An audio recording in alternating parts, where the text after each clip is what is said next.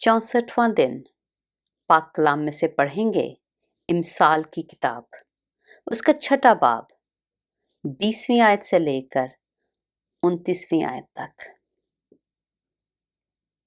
ऐ मेरे बेटे, अपने बाप के फरमान को बजा ला और अपनी माँ की तालीम को ना छोड़। इनको अपने दिल पर बांधे रख और अपने गले का तौक बना ले। ये चलते वक्त तेरी राहबरी और सोते वक्त तेरी निगहबानी और जागते वक्त तुझसे बातें करेगी।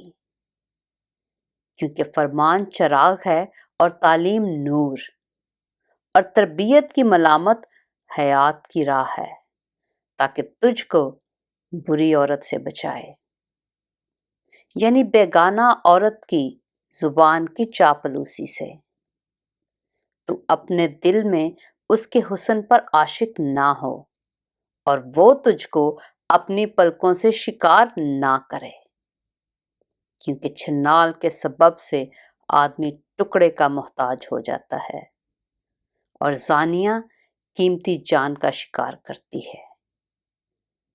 क्या मुमकिन है कि आदमी अपने सीना में आग रखे और उसके कपड़े ना जलें, या कोई अंगारों पर चले और उसके पांव ना झुलसें?